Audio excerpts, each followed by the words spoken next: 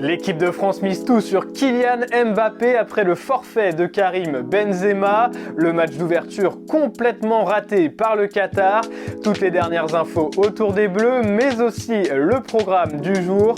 On en parle tout de suite dans notre journal de la Coupe du Monde 2022.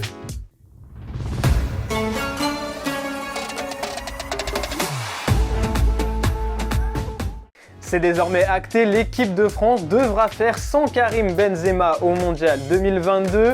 Touché au quadriceps, le Ballon d'Or a été contraint au forfait.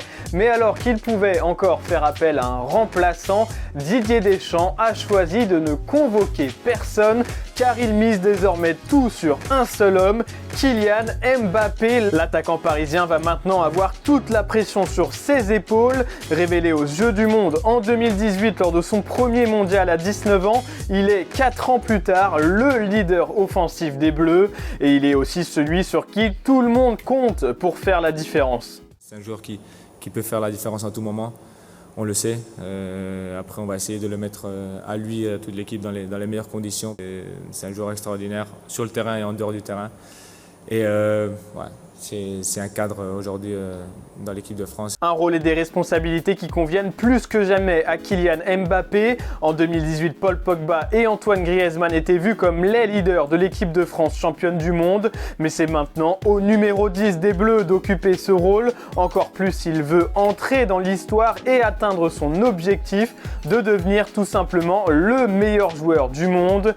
Pour le mettre dans les meilleures conditions, il aura Olivier Giroud à ses côtés pour occuper ce fameux rôle de pivot et fixer les défenses. Même si contrairement à 2018, le Parisien sera attendu par tous les adversaires des Bleus et ne pourra plus jouer sur l'effet de surprise. Cette fois-ci, Kylian Mbappé va devoir innover et encore nous surprendre. Et après Benzema et Nkunku, l'équipe de France a encore connu une frayeur à l'entraînement ce dimanche. En effet, Eduardo Camavinga ne s'est pas entraîné en raison d'une gêne aux adducteurs. A priori, rien de grave pour le Madrilène, mais les pépins physiques continuent à s'accumuler pour l'équipe de France. En revanche, Didier Deschamps a annoncé que Raphaël Varane était disponible pour le premier match contre l'Australie mardi. Le Mancunien est en balance avec Ibrahima Konaté pour accompagner Upamecano en défense centrale. Pour le reste de la compo probable des Bleus, c'est le 11 attendu avec évidemment Olivier Giroud pour remplacer Karim Benzema à la pointe de l'attaque. Et en attendant les Bleus, la Coupe du Monde 2022 s'est donc ouverte hier soir avec une rencontre entre le Qatar et l'Équateur. Et après une belle cérémonie d'ouverture, la rencontre n'a malheureusement pas été à la hauteur des espérances.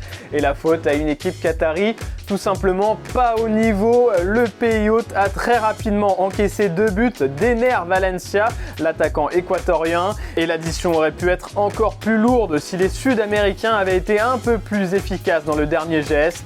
Avec cette défaite inaugurale, le Qatar entre dans l'histoire en devenant la première nation à s'incliner pour son match d'ouverture en tant que pays hôte du mondial.